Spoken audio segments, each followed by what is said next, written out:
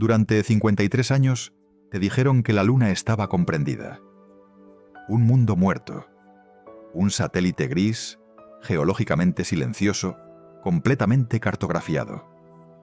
Lo habíamos pisado 6 veces. Habíamos traído rocas. Habíamos plantado banderas. Lo habíamos mirado desde telescopios durante siglos. Lo conocíamos. Eso es lo que nos decíamos.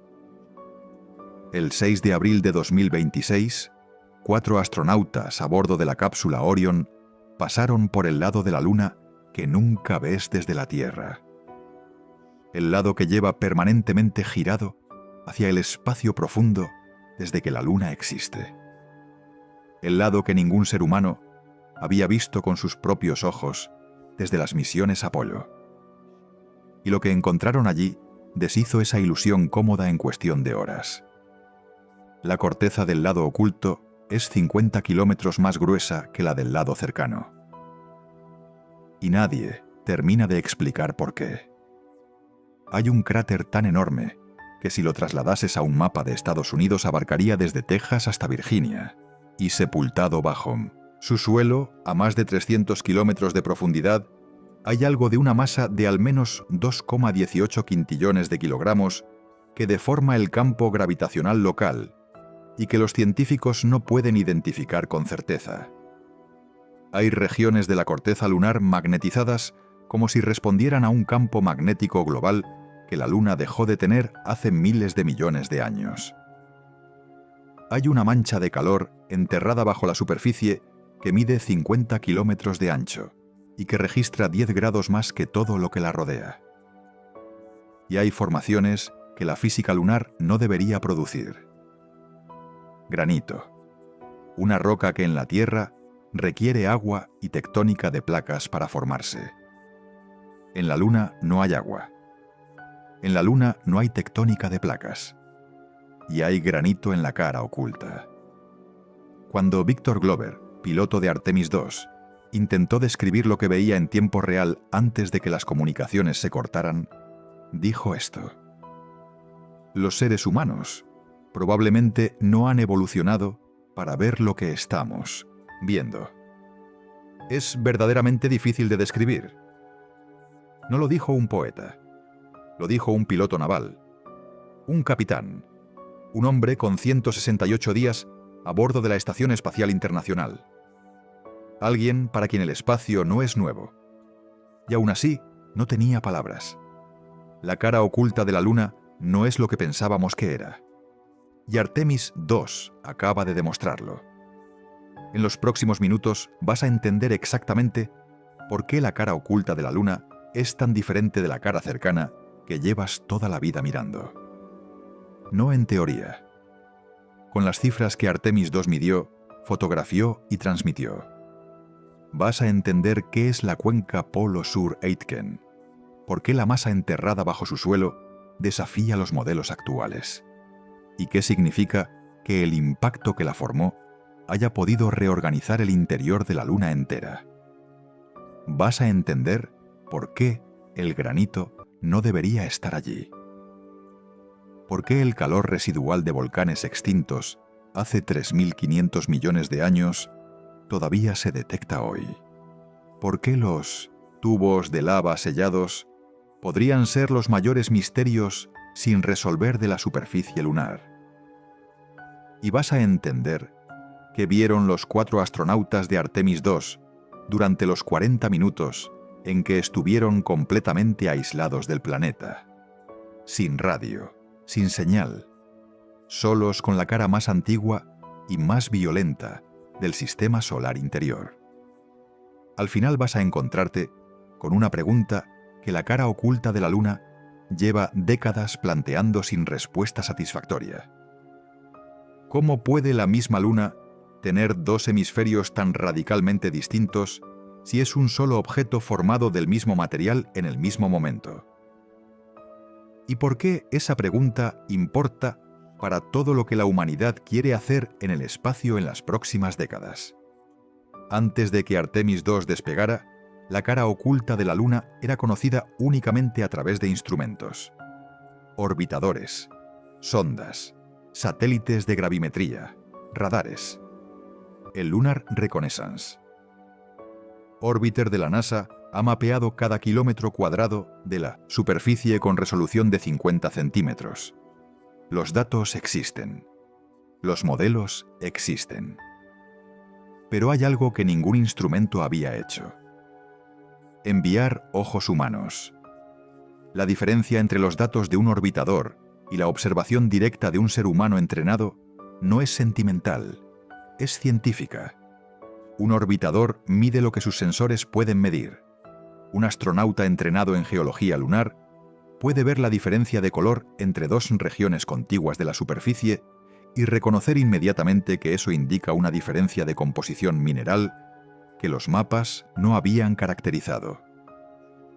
Puede ver cómo las sombras se comportan en el terminador, la línea que divide el lado iluminado del lado en sombra, y describir la textura del terreno de una manera que informa los cálculos de seguridad para futuros aterrizajes. Puede ver algo inesperado y llamarlo en tiempo real antes de que el siguiente orbitador pase sobre esa región en su próxima órbita. La tripulación de Artemis II llevaba meses entrenando para exactamente eso. En Islandia, en paisajes volcánicos que se parecen a lo que esperaban encontrar. Estudiando mapas geológicos de la cara oculta hasta conocer cada característica con nombre. Practicando cómo describir lo que ven con la terminología precisa que los científicos en tierra necesitan para interpretar sus observaciones. El 1 de abril de 2026, la cápsula Orion despegó del Centro Espacial Kennedy sobre el cohete más potente que la NASA ha construido jamás. El Space Launch System. 98 metros de altura. 39,1 millones de newtons de empuje al despegue. Una sola quema de menos de 5 minutos fue suficiente para sacar a Orion de la órbita terrestre y ponerla en trayectoria lunar. Desde ese momento, la física tomó el control. La trayectoria que siguieron se llama retorno libre. Si el motor de la nave hubiera fallado completamente, después de esa quema inicial, la gravedad de la Luna habría curvado la trayectoria de vuelta hacia la Tierra de todas formas. Sin propulsión adicional, sin navegación activa, solo la gravedad haciendo lo que la gravedad hace. El Apollo 13 siguió la misma clase de trayectoria en 1970. Es la ruta más segura a la Luna, lo cual también te dice algo sobre cuánto riesgo sigue habiendo. La opción más segura es la que contempla un fallo total de motor. Durante 6 días, Orion viajó hacia la Luna. El 6 de abril, a las 14:45 hora del este, comenzó el período de observación lunar. La tripulación tomó posición en las ventanas. Las cámaras estaban listas. Los protocolos de observación científica, diseñados por la doctora Kelsey Young y su equipo, estaban activados. Y durante 7 horas, los 4 astronautas vieron cosas que ningún ser humano había visto. Para entender lo que Artemis II encontró, primero necesitas entender por qué la cara oculta de la Luna es tan perturbadora desde el punto de vista científico. Mira la Luna cualquier noche, despejada, y ves siempre la misma cara. Las mismas manchas oscuras en los mismos lugares. Esas manchas se llaman mares. Llanuras de basalto volcánico que se derramaron sobre la superficie hace miles de millones de años. Rellenaron los grandes cráteres de impacto y se solidificaron en planicies oscuras. El 31% de la cara cercana está cubierto de esas llanuras volcánicas. La cara oculta tiene menos del 1% de esa cobertura. Misma Luna, mismo origen, mismo material de partida, 1% frente a 31%. Esa asimetría no es una curiosidad menor. Es uno de los problemas abiertos más fundamentales de la ciencia planetaria. Si la Luna se formó del mismo material y se enfrió de la misma manera en ambos hemisferios. Ambos hemisferios deberían tener una historia geológica similar. No la tienen. La cara oculta tiene una corteza aproximadamente 50 kilómetros más gruesa. La cara cercana concentra casi todo el material radiactivo conocido de la Luna en una región llamada el terreno Crip. Potasio, elementos de tierras raras y fósforo, junto con torio y uranio, concentrados de manera que no tiene equivalente en el lado oculto. Esos elementos generan calor al desintegrarse. Más calor interno significa más actividad volcánica. Más volcán significa más basalto que rellena los cráteres y crea los mares. La cara cercana tiene los mares porque tiene el calor. La cara oculta no tiene los mares porque no tiene el calor. Pero nadie ha explicado completamente por qué los elementos radiactivos terminaron en un solo hemisferio. La hipótesis más aceptada en este momento involucra el mayor cráter del sistema solar interior. La cuenca Polo Sur Aitken, situada en la cara oculta, cubre casi una cuarta parte de la superficie completa de la Luna. 2.500 kilómetros de diámetro, hasta 13 kilómetros de profundidad en sus regiones más hondas. Si existiera en la Tierra, abarcaría desde Texas hasta Virginia, como dijimos. Sus bordes tienen montañas que alcanzan los 8.500 metros de altura. Ese impacto fue tan violento que probablemente penetró la corteza y alcanzó el manto.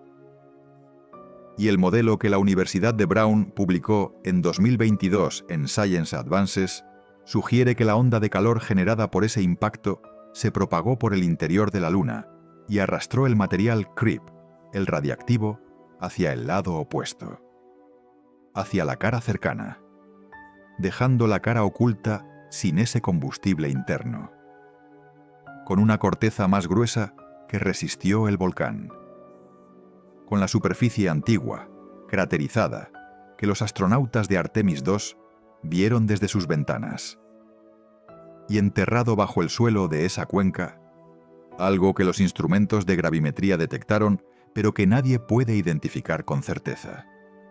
El equipo de Peter James de la Universidad de Baylor combinó datos de la misión Grail de la NASA con medidas topográficas del Lunar Reconnaissance Orbiter en 2019. Lo que encontraron era una anomalía de masa, un bulto de material denso a más de 300 kilómetros de profundidad bajo la cuenca. Su masa mínima estimada es de 2,18 quintillones de kilogramos.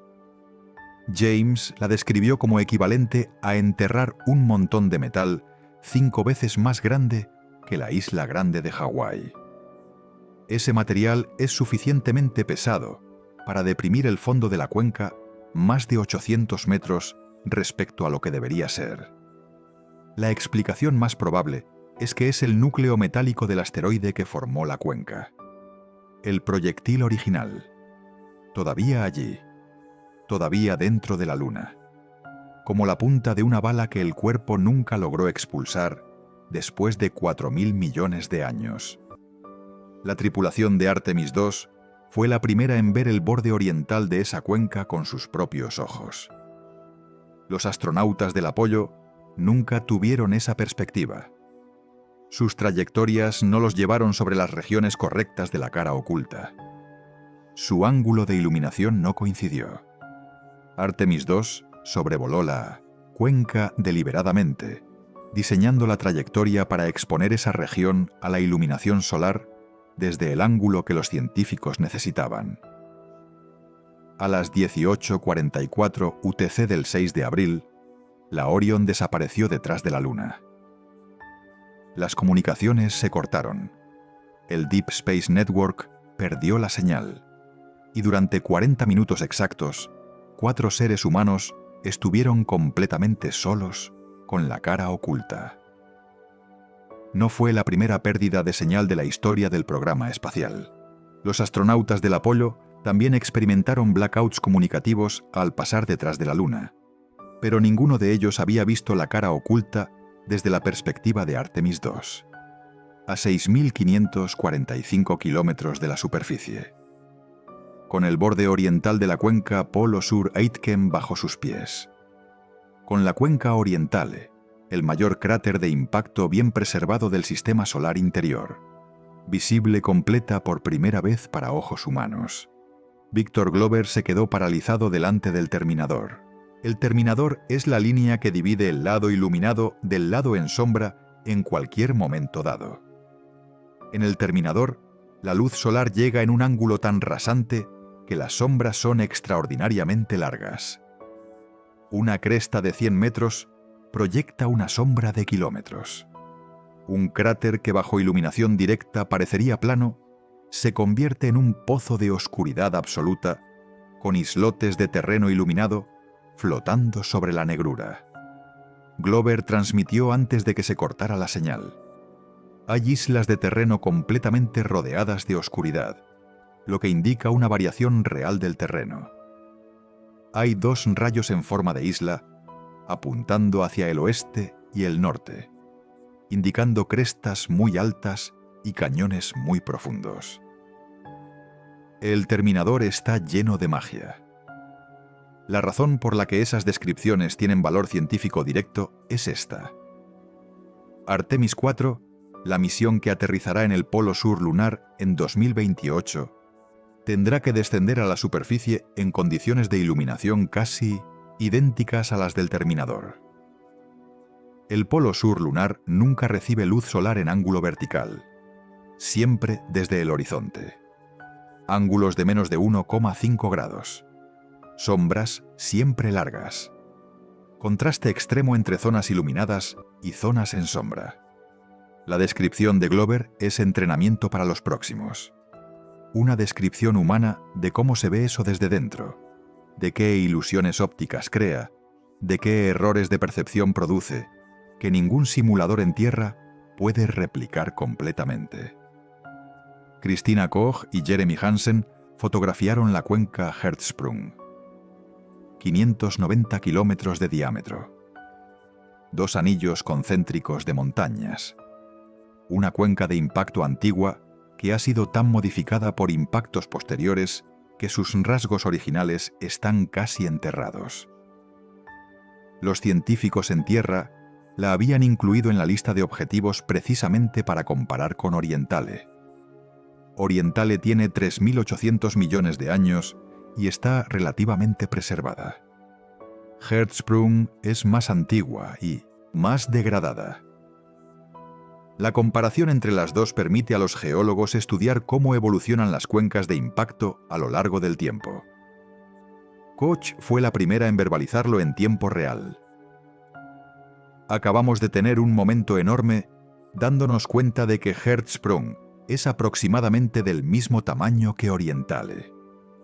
Y los científicos en Houston respondieron confirmando que esa comparación era exactamente lo que habían incluido a Hertzsprung en la lista de objetivos para producir. Orientale fue el hallazgo que los científicos llevaban décadas esperando ver con ojos humanos. Una cuenca casi perfectamente circular de casi 1000 kilómetros de diámetro. 3 anillos concéntricos de montañas formados cuando la onda expansiva del impacto original se propagó hacia afuera y solidificó. El mayor cráter joven bien preservado del sistema solar interior. La plantilla que los científicos usan para entender cómo los impactos masivos dan forma a superficies planetarias en todo el sistema solar. No solo en la Luna, en Mercurio, en Marte, en las lunas de los planetas exteriores. El comandante Weissman fue el primero en describirla en detalle. El anillo anular, que creo que todo el mundo describe como un par de labios o un beso en la cara oculta de la Luna, desde aquí es muy circular. La parte norte es más ancha, más oscura. La parte sur es mucho más clara. Es muy interesante, mucho más circular de lo que recuerdo que parecía en nuestro entrenamiento. Fue la primera vez en la historia que un ser humano vio la cuenca Orientale completa. Los orbitadores la habían fotografiado, pero ningún ojo humano la había visto desde el espacio. Antes de llegar a la cara oculta, la tripulación observó Reiner Gamma. una anomalía en la cara cercana que lleva décadas desconcertando a los científicos. No es un cráter, no un mar, no una formación geológica que tenga relieve topográfico. Reiner Gamma es un remolino brillante, una región que refleja la luz de manera diferente al terreno que la rodea, con patrones en espiral que recuerdan a lo que el viento hace en la arena, pero en una superficie donde no hay viento, siempre asociada a una anomalía magnética local. La Luna no tiene campo magnético global. Perdió el que tuvo hace miles de millones de años. Pero en ciertos lugares de la corteza hay parches de roca magnetizada, fantasmas de algo que una vez la protegió. Reiner Gamma está encima de uno de esos parches. Y la hipótesis más aceptada es que el campo magnético local desvía el viento solar, evitando que oscurezca la superficie. Donde el viento solar no llega, la superficie permanece más brillante. El patrón del campo en espiral produce el patrón brillante en espiral. Pero esa hipótesis tiene problemas. No todos los swirls lunares están asociados a cráteres de impacto. No todas las anomalías magnéticas están asociadas a swirls. El mecanismo causal detallado sigue siendo objeto de debate. Hay algo que la cara oculta guarda bajo su superficie que hace que todo lo demás parezca comprensible en comparación. En 2023, investigadores analizando datos del orbitador Lunar Reconnaissance Orbiter encontraron una anomalía térmica. Una región de aproximadamente 50 kilómetros de ancho en la cara oculta que registra unos 10 grados centígrados más que todo el terreno circundante. Esa diferencia de temperatura no debería existir. La Luna está geológicamente muerta. Su interior se enfrió hace miles de millones de años. No hay actividad volcánica activa. No hay fuentes de calor internas que produzcan variaciones de temperatura tan localizadas. Y sin embargo, allí está. 50 kilómetros de calor anómalo que los instrumentos del orbitador no pueden explicar con los modelos existentes. La explicación más probable que los investigadores ofrecieron fue la siguiente. Ese calor es el residuo de un volcán que se extinguió hace 3.500 millones de años. Un cuerpo de magma que nunca llegó a erupcionar, que quedó sellado bajo la corteza y que todavía irradia el calor de su solidificación. Todavía, después de 3.500 millones de años, todavía irradiando calor detectable desde la órbita. Matt Seeger, el científico que lideró el estudio, dijo que el hallazgo parecía mucho más como lo que vemos en la Tierra, de lo que nadie había pensado que era posible en la Luna. Y luego está el granito. El granito es una roca que en la Tierra es extraordinariamente común. El granito de los mostradores de cocina. El granito de las fachadas de los edificios. Para formarse, el granito necesita dos cosas que la Luna no tiene. Agua. Tectónica de placas. El magma que produce granito en la Tierra se forma cuando las placas tectónicas empujan corteza oceánica bajo la corteza continental, donde la presión y el agua producen reacciones que generan ese tipo específico de roca. La Luna no tiene océanos. No tiene tectónica de placas. No debería tener granito. Tiene granito. Detectado por los instrumentos del LR o en la cara oculta. Un depósito de dimensiones considerables. La explicación que los investigadores ofrecen es que puede ser el remanente de un sistema volcánico que funcionó de manera diferente a lo esperado, con suficiente agua atrapada en el interior de la Luna temprana para producir esa clase de roca. Esa explicación levanta inmediatamente otra pregunta. ¿De dónde vino el agua? Y esa pregunta tiene implicaciones que van mucho más allá de la geología. Porque si hay agua atrapada en el interior de la Luna, y si esa agua dejó huellas en forma de granito en la cara oculta, entonces los modelos de cómo se formó la Luna y cómo evolucionó tienen que ser revisados. La formación estándar de la Luna dice que fue creada por el impacto de un objeto del tamaño de Marte con la Tierra primitiva. Ese impacto fue tan violento que la mayor parte del material eyectado era roca, fundida a temperaturas extremas. Temperaturas que, en teoría, habrían evaporado completamente cualquier agua presente. Si hay granito en la cara oculta, algo de esa historia no es correcto.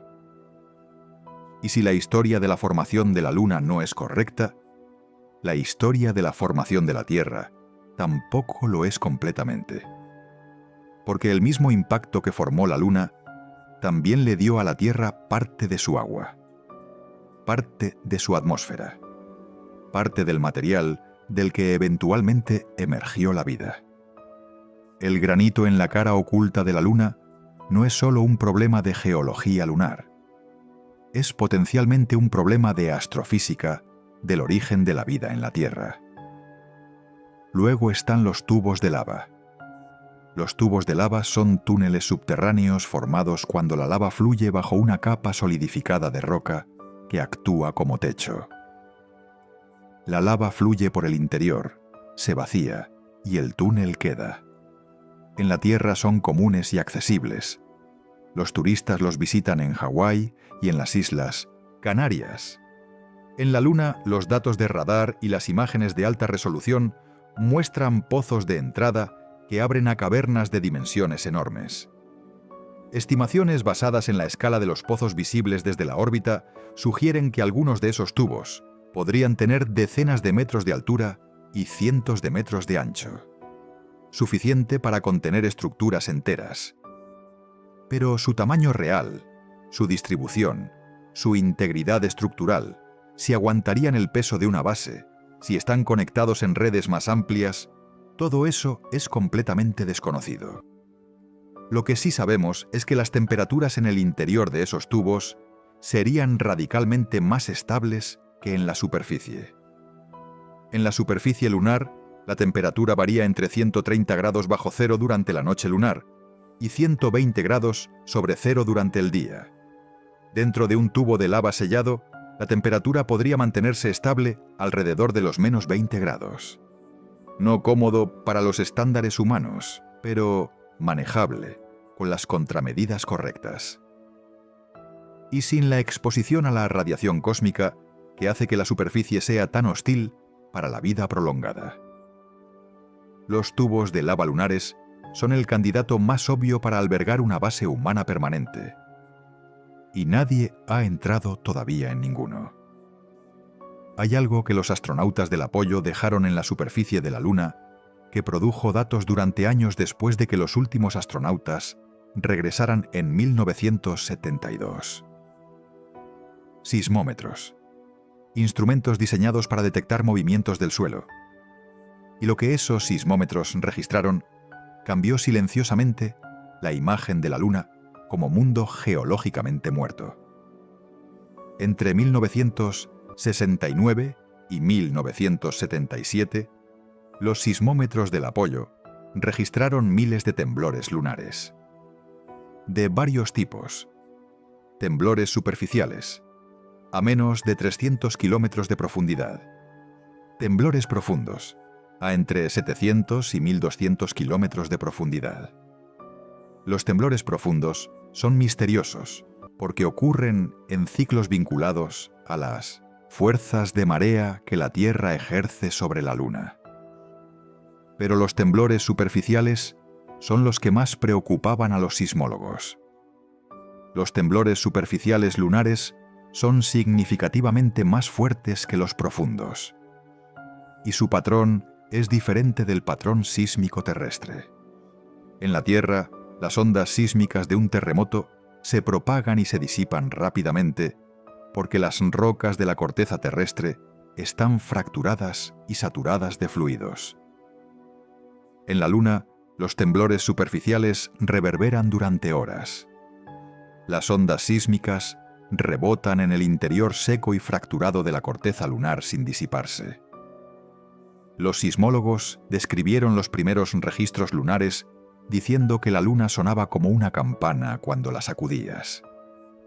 Lo que eso sugiere, aunque los datos de 4 sismómetros durante 8 años no son suficientes para una conclusión definitiva, es que algo todavía se mueve en el interior de un mundo que describimos como muerto. No volcanes activos, no tectónica de placas, pero movimiento, ajuste, la luna enfriándose todavía, contrayéndose ligeramente a medida que su interior pierde el calor remanente de su formación. Y en ese ajuste, el calor residual bajo la cara oculta que los instrumentos modernos detectan tiene sentido. El mundo que nos dijimos que estaba muerto todavía tiene algo moviéndose adentro. No activo, no extinguido del todo. Algo en el medio que ningún modelo simple captura. A las 22:44 UTC del 6 de abril, las comunicaciones con la Orion se cortaron. La luna se interpuso entre la nave y la Tierra. Y durante 40 minutos, 4 seres humanos estuvieron más solos que ningún ser humano había estado antes. Mientras Orion pasaba por la cara oculta, el Sol, la Luna y la nave se alinearon perfectamente. Un eclipse solar. No desde la Tierra, donde los eclipses duran minutos y solo son visibles desde una franja estrecha del planeta. Desde el espacio profundo, donde la geometría era perfecta. La totalidad duró 54 minutos. Con el Sol bloqueado por la Luna, la corona solar fue visible. La atmósfera más exterior del Sol, que normalmente es invisible, porque el brillo del disco solar la apaga completamente. Una región donde las temperaturas alcanzan varios millones de grados. Un fenómeno que los físicos solares llevan décadas intentando comprender mejor, porque esas temperaturas van radicalmente en contra de lo que la física predice sobre la estructura de una estrella. Y entonces ocurrió algo que no estaba en el plan de observación. En la oscuridad de la cara oculta, con el Sol bloqueado, la tripulación vio destellos. Puntos de luz brevísimos sobre la superficie. 6 impactos de meteoritos en tiempo real sobre la cara oculta de la Luna. No de cámaras desde la Tierra, no de instrumentos en un orbitador, con sus propios ojos. La Luna no tiene atmósfera, no tiene campo magnético significativo. Nada entre su superficie y la violencia total del espacio. Cada micrometeorito que cruza por allí impacta directamente. Los destellos de esos impactos son conocidos desde hace tiempo. Observadores en Tierra los han documentado durante eclipses, cuando la cara cercana está en sombra. Pero nunca habían sido observados en la cara oculta. Nunca por ojos humanos desde el espacio. Esos 6 destellos son datos de ingeniería de seguridad, además de datos científicos. La tasa de impactos de meteoritos sobre la superficie lunar afecta directamente el diseño de los sistemas de protección de cualquier estructura permanente en la Luna. Los trajes espaciales de futuros astronautas en la superficie, los módulos de hábitat, los paneles solares. Cada componente expuesto tiene que ser diseñado para resistir la lluvia continua de micrometeoritos que cae sobre la superficie sin nada que la frene. Los datos de Artemis II sobre esos impactos reducirán la incertidumbre en esos diseños. Y luego, cuando las comunicaciones se restablecieron, fue Christina Koch quien habló primero. Es tan genial escuchar de la Tierra de nuevo. Y añadió, transmitiendo desde 406.000 kilómetros del planeta al que se dirigía la frase. Y a todos ustedes allí abajo en la Tierra y alrededor de la Tierra, les queremos, desde la Luna.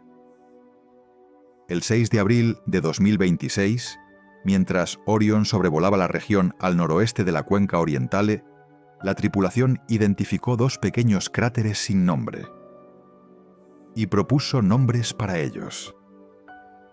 El primero, Integrity. el nombre que la tripulación había dado a su propia cápsula. No el nombre oficial de la NASA para la nave, el nombre que 4 personas eligieron para el vehículo en el que se habían confiado para ir más lejos de la Tierra que ningún ser humano antes. El segundo, Carroll, en honor a Carroll Taylor Wiseman, la esposa del comandante Reed Wiseman. Carroll fue enfermera en una unidad de cuidados intensivos neonatales.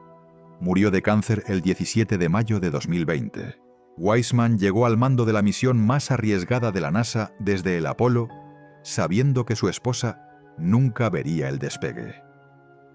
Jeremy Hansen fue quien transmitió la propuesta al control de misión. Perdimos a alguien especial. Su nombre era Carroll. Está en la frontera entre la cara cercana y la cara oculta, a veces visible desde la Tierra. Es un punto brillante en la Luna. Y nos gustaría llamarlo Carroll. Los 2 cráteres tendrán que ser aprobados formalmente por la Unión Astronómica Internacional. Pero la propuesta fue hecha desde 406.000 kilómetros de distancia, con los cráteres visibles desde la ventana de la cápsula, por las personas que los vieron por primera vez con sus propios ojos. Ese gesto dice algo sobre por qué la exploración espacial tripulada produce algo que la exploración robótica no puede producir de la misma manera. Un rover no propone nombres para los cráteres que descubre. Un satélite no tiene esposa. 4 seres humanos en una cápsula llevan consigo todo lo que son. Sus historias, sus pérdidas, sus razones para estar allí. Y cuando nombran algo en otro mundo, lo conectan con este. El Carroll Crater, en la frontera entre lo que siempre hemos visto y lo que acabamos de ver por primera vez. Un punto brillante. Hay algo que los libros de divulgación espacial raramente enfatizan con la misma urgencia con que lo hacen los investigadores que trabajan en el problema directamente. La radiación del espacio profundo no es un inconveniente menor que la ingeniería resolverá con más blindaje. Es el límite más duro que existe para la presencia humana, más allá de la magnetosfera terrestre. La Tierra está rodeada por la magnetosfera, un campo magnético generado por el movimiento del núcleo de hierro fundido que desvía las partículas cargadas del viento solar y de la radiación cósmica galáctica. La Estación Espacial Internacional orbita dentro de esa burbuja protectora. Sus tripulantes reciben más radiación que las personas en Tierra, pero dentro de márgenes manejables para misiones de la duración de las que se hacen allí. En el espacio profundo, más allá de la magnetosfera, esa protección desaparece. Los rayos cósmicos galácticos son núcleos de átomos pesados acelerados a velocidades relativistas por supernova y otras fuentes catastróficas del universo. Viajan casi a la velocidad de la luz. Atraviesan prácticamente cualquier material que la humanidad ha construido. El blindaje de aluminio de una cápsula espacial los ralentiza marginalmente. Nada los detiene completamente. La doctora Alexandra Stankovich, fundadora del Centro de Investigación de Medicina Espacial del Massachusetts General Hospital, los ha llamado el mayor limitante para saber hasta dónde pueden explorar los seres humanos. El factor que puede frenar todo. Los investigadores están probando terapias farmacológicas experimentales, suplementos dietéticos, técnicas especulativas de terapia génica tomadas de organismos resistentes a la radiación. Porque si los astronautas van a vivir más allá del escudo magnético de la Tierra durante meses, la ingeniería sola no será suficiente. La biología tiene que ser parte de la respuesta. La misión Artemis II dura 10 días. Y esos 10 días ocurren durante el máximo solar, el pico del ciclo de 11 años de actividad del Sol, el período en que el riesgo de eventos de partículas solares, tormentas de radiación que pueden empujar la dosis recibida hasta niveles casi letales en horas, es más alto. Si hubiera ocurrido un evento solar severo, durante los 40 minutos en que las comunicaciones estaban cortadas, El control de misión no habría sabido nada hasta que la señal regresara. La tripulación tenía protocolos. Orion tiene más blindaje que cualquier cápsula Apolo. Ninguna de esas cosas cambia lo que esos 40 minutos realmente eran. 4 personas selladas en una cápsula de tamaño de una furgoneta grande, separadas de la Tierra por 2.160 kilómetros de roca lunar sólida, rodeadas de un paisaje de violencia antigua, bañadas en radiación para la que la especie humana no evolucionó. Los astronautas del Apollo pasaron brevemente por el espacio profundo. Los estudios sobre su salud a largo plazo muestran tasas más altas de mortalidad por enfermedades cardiovasculares que en grupos de control de astronautas que nunca salieron de la órbita baja. La muestra es de 24 personas, demasiado pequeña para sacar conclusiones estadísticamente sólidas, pero suficientemente perturbadora para que nadie la descarte. Artemis II lleva a bordo una carga llamada Avatar, células de médula ósea derivadas de las muestras de sangre de la tripulación. Los científicos estudiarán cómo esas células responden al entorno de radiación del espacio profundo después de la misión. Esos datos valen más que cualquier fotografía, no como declaración romántica, como evaluación técnica de lo que se necesita saber para que las misiones de larga duración al espacio profundo sean posibles. Los 175 gigabytes de datos que Artemis II transmitió a la Tierra durante el vuelo son solo el comienzo del pipeline científico que la misión ha iniciado. No todos llegaron a la vez. El sistema de comunicación por láser de Orion transmitió 20 gigabytes en 45 minutos durante la primera sesión, un ritmo que ningún sistema de comunicación espacial anterior podía alcanzar. Pero la mayor parte de las imágenes de alta resolución tendrán que esperar al amerizaje y la descarga completa de los sistemas de almacenamiento de la cápsula. NASA tiene planes de publicar el conjunto completo en el período siguiente al splashdown. Lo que los científicos harán con esos datos en los próximos meses tiene una estructura precisa. Las imágenes serán georreferenciadas. Cada fotografía correlacionada con la posición exacta de la nave, el ángulo de iluminación y el momento de captura, para saber exactamente qué parte de la superficie muestra cada imagen. Esas imágenes georreferenciadas serán comparadas con los mapas del Lunar Reconnaissance Orbiter para identificar discrepancias, características que las cámaras orbitales no habían captado con la misma claridad, o rasgos que la perspectiva específica del sobrevuelo hace visibles de manera única. Las descripciones verbales de los astronautas, capturadas en audio en tiempo real durante el sobrevuelo, serán transcritas y convertidas en observaciones geológicas formales con sus coordenadas exactas. La descripción de Hansen sobre las tonalidades verdosas en un plató de la cara oculta, que no se parecían a nada más en ese hemisferio. Si las imágenes la confirman, podría apuntar a un depósito mineral que los mapas orbitales no habían caracterizado correctamente. La descripción de Glover sobre las texturas del terminador informará los modelos de entrenamiento para el descenso de Artemis IV. Los 6 destellos de impactos de meteoritos serán correlacionados con las observaciones de la red de vigilancia lunar terrestre que monitorea la cara cercana desde la Tierra. Si alguno de esos destellos coincide con observaciones simultáneas desde Tierra, se habrá producido la primera documentación simultánea de impactos de meteoritos en la cara oculta desde el espacio y desde la Tierra en la historia. Todo ese proceso llevará meses. Las primeras publicaciones científicas basadas en los datos de Artemis II comenzarán a aparecer en revistas como Science y Nature en los próximos 6 a 12 meses. Algunas confirmarán lo que los modelos ya predecían. Otras encontrarán anomalías que los modelos no anticipaban. Y cada anomalía abrirá las preguntas que siguen. Eso es el proceso. Eso es cómo funciona la ciencia. Artemis II no terminó la historia de la cara oculta. Añadió el capítulo más detallado que existe hasta ahora y señaló con más precisión que nunca hacia los capítulos que faltan. La cara oculta de la Luna no es lo que pensábamos. Y ahora que sabemos eso con más certeza que antes, la pregunta no es si volver, es cuándo. ¿Y qué encontraremos cuando lleguemos más cerca?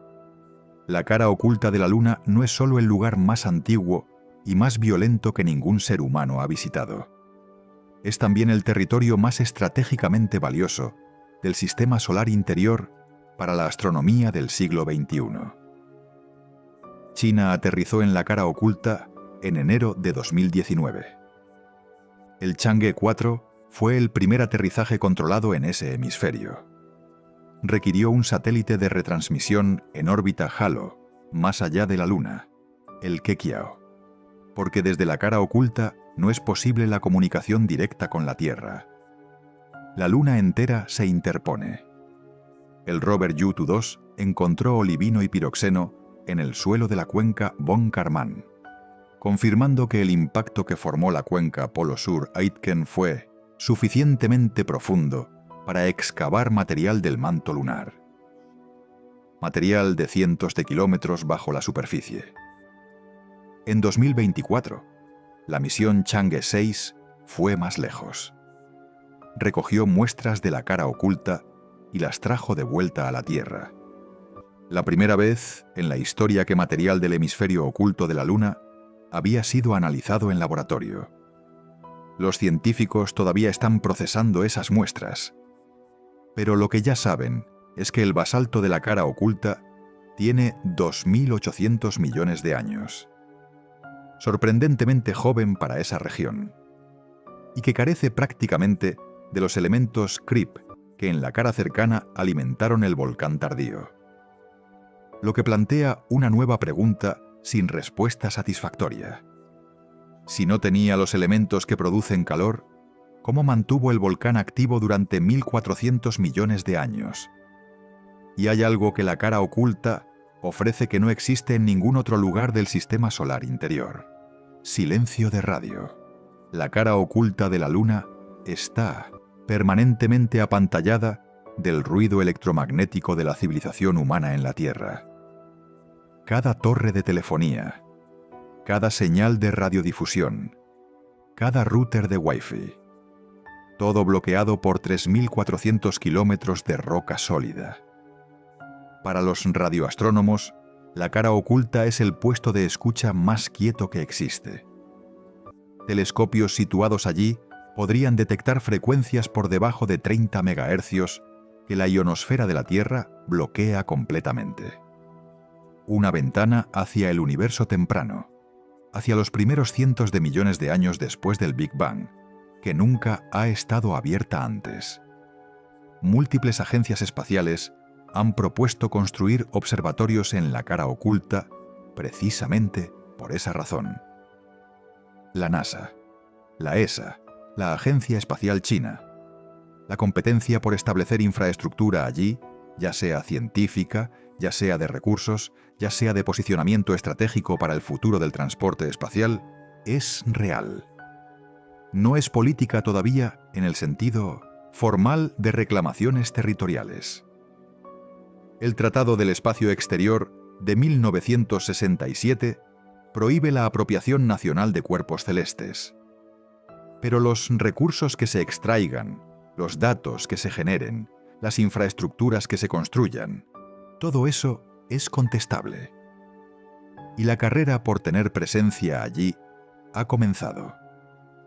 Hay una frase de Victor Glover que merece más atención de la que los titulares le dieron. La transmitió desde 406.000 kilómetros de la Tierra, poco después de que Orion emergiera de la cara oculta y las comunicaciones se restablecieran. La Luna no es solo un póster en el cielo que va pasando, es un lugar real. Eso parece obvio. Claro que la Luna es un lugar real. Pero lo que Glover estaba describiendo no era una evidencia astronómica. Era una transformación de perspectiva que solo la proximidad directa produce. La luna que ves desde la Tierra, la que sale por el este y se pone por el oeste y cambia de fase a lo largo del mes, es un objeto. Un objeto familiar. Un objeto que la especie lleva observando desde antes de tener lenguaje. La luna que vio Glover desde la ventana de Orion, a 6.500 kilómetros de la superficie, con la cuenca Polo Sur Aitken extendiéndose bajo él y el borde de Oriental visible en el límite del campo visual, es un lugar con historia, con violencia acumulada durante 4.000 millones de años de impactos sin tregua, con secretos enterrados a 300 kilómetros de profundidad que deforman el campo gravitacional, con calor residual de volcanes extintos hace 3.500 millones de años que todavía se detecta desde la órbita, con granito que no debería existir y que sugiere que la historia del agua en el sistema solar interior es más compleja de lo que los modelos actuales reconocen. Llevamos décadas diciéndonos que entendíamos la Luna, que la habíamos mapado completamente, que la habíamos explorado suficientemente, que lo que quedaba era ingeniería de misión, no descubrimiento. Eso era falso. Lo sabemos ahora de una manera que no podíamos saber antes del 6 de abril de 2026. No porque los datos científicos sean nuevos. Muchos de esos datos existían antes, sino porque los ojos humanos que los confirman hacen la diferencia entre saber y entender. Entre datos en un archivo y comprensión que cambia la manera en que piensas sobre un lugar. La cara oculta de la Luna es donde la historia real del sistema solar interior se conserva mejor. La cara cercana tiene los mares que rellenaron y borraron los cráteres más antiguos. La cara oculta no tuvo ese volcán. Está más antigua, más cicatrizada, más fiel al registro de lo que fue el primer millardo de años del sistema solar. Un sistema solar que no se parecía en nada al que conocemos hoy, en el que los planetas migraban, en el que los cuerpos pequeños colisionaban a escala que no tiene equivalente en la época actual, en el que la Tierra y la Luna se estaban formando y reformando en tiempo real. La cara oculta es la memoria de ese periodo. Una memoria que nadie ha leído completamente. El granito que no debería estar allí. La masa que no encaja en los modelos. La asimetría que ninguna teoría explica completamente. Los fantasmas magnéticos impresos en una corteza que perdió su campo hace miles de millones de años. Los temblores sísmicos que los sismómetros del Apolo detectaron. Vibraciones que sugieren que algo todavía se mueve en el interior de un mundo que nos dijimos que estaba muerto. Cada respuesta que la cara oculta da abre 3 preguntas nuevas. Y las preguntas siguen haciéndose más difíciles. La tripulación de Artemis II está de vuelta en la Tierra. Los 175 gigabytes de datos que transmitieron están siendo analizados en laboratorios de toda la NASA. Las imágenes de los cráteres que ningún ser humano había visto directamente están siendo comparadas píxel a píxel con los mapas del Lunar Reconnaissance Orbiter. Las descripciones en 1000 numeración, tiempo real de colores y texturas que los astronautas verbalizaron, están siendo correlacionadas con los datos espectroscópicos para determinar si las observaciones señalan algo que los instrumentos no habían caracterizado correctamente. Todo ese trabajo llevará meses. Y al final de esos meses sabremos algo sobre la cara oculta de la Luna que no sabíamos antes del 6 de abril de 2026. No todo, algo. Suficiente para que las próximas preguntas sean más específicas, más urgentes, más difíciles de ignorar. Glover dijo que la Luna no es un póster, es un lugar real. Y cuanto más aprendemos sobre ese lugar, menos cómodo resulta llamarlo comprendido. La cara oculta no es solo diferente de lo que esperábamos. Es diferente de maneras que siguen obligándonos a reescribir la historia. Y acabamos de verla con ojos humanos, por primera vez en más de medio siglo.